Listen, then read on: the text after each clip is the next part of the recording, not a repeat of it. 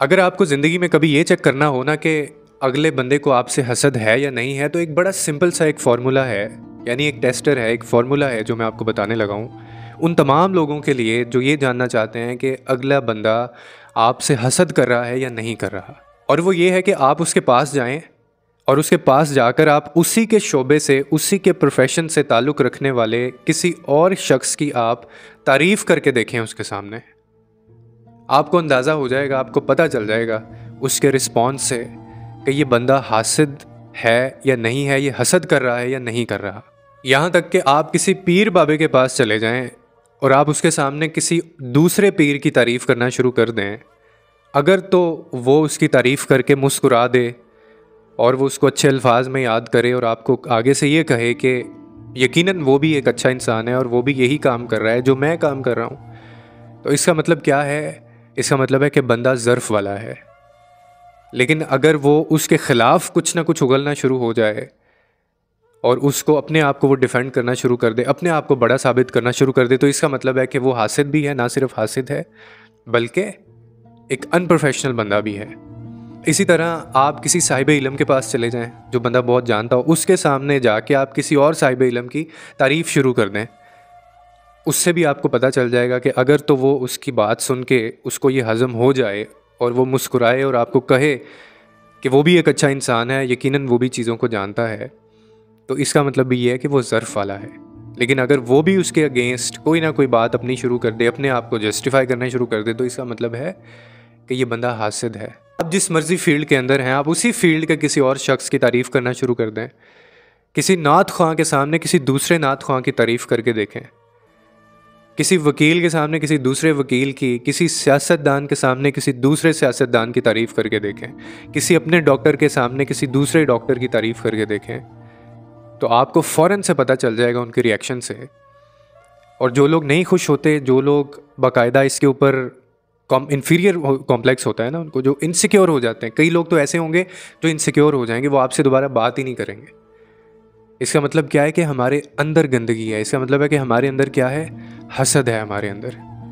और जिसके अंदर हसद होता है ना, वो पाक नहीं हो सकता कभी भी। सॉरी, माजरत के साथ, चाहे नमाज़ें पढ़ता हो, चाहे इबादत करता हो, चाहे समझता हो कि वो अल्लाह के करीब है, अगर आप अपने सामने किसी दूसरे शख्स की तारीफ़ नहीं सुन सकते और आपको नहीं पता कि आपने रिस्पॉन्ड कैसे करना है, तो ये इसका मतलब है आपके अंदर हसद है। और जिसका अंदर गंदा हो ना, वो बाहर से जो मर्ज़ी करता रहे, वो कभी पाक नहीं हो सकता। और आपको मैं एक और बात बताऊं कि अल्लाह वाला वो कभी नहीं हो सकता जिसका अंदर साफ़ ना हो, जिसके अंदर हसद हो। और जो अल्लाह वाले होते हैं ना, वो भी आपके ज़ाहिर के ऊपर कभी भी काम नहीं करेंगे, वो आपके बातिन के ऊपर और आपके अंदर यानी वो काम करेंगे। वो हमेशा हसद की बात करेंगे, आपको कहेंगे कि अपना जो अंदर से हसद है उसको ख़त्म करो। वो जो चुगलखोर होते हैं, जो चुगलियाँ करते हैं, बैक बाइट करते हैं, इसके ऊपर वो काम करेंगे। वो बुग्स के ऊपर काम करेंगे, वो झूठ बोलने के ऊपर काम करेंगे कि आप ये मत बोलें, वो किसी को बुरा समझना उसके पीठ पीछे, उसके ऊपर वो काम करेंगे। यानी आपका जो खुदा के करीब होने का जो पहला पैरामीटर है ना, अगर आपने खुदा के करीब आप होना चाहते हैं और चाहते हैं कि आप अल्लाह के लाडले बंदों में आप शुमार हों, तो आपको सबसे पहले अपना अंदर साफ़ करना पड़ेगा, उसके बाद बाहर बारी आती है। अल्लाह पाक जो ज़ात है, जो ख़ुद इतनी पाक है, वो आपके ज़ाहिर के ऊपर आपको कभी भी कबूल नहीं करेगी। वो सबसे पहले ये देखता है कि मेरा बंदा जो मेरे पास आ रहा है, ये अंदर से अपनी कितनी सफाई करके आ रहा है, अभी भी किसी के लिए बुरा तो नहीं जानता, अभी भी किसी से बदला लेने के ऊपर प्रेफर तो नहीं करता, अभी भी कोई ऐसा शख्स जिसको ये माफ़ नहीं कर रहा।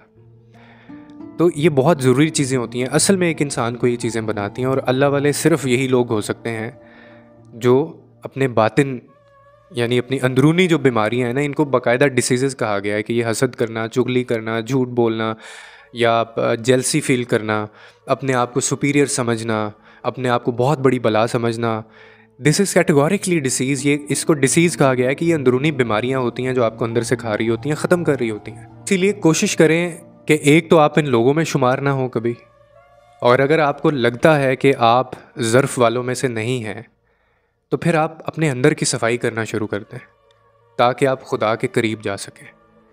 हमारी ज़िंदगी में बेसुकूनी की, बेचैनी की, खुश ना होने की सबसे बड़ी वजह एक ये भी होती है, क्योंकि हासिद बंदा ज़िंदगी में कभी ना खुश हो सकता है, ना किसी को खुश देख सकता है।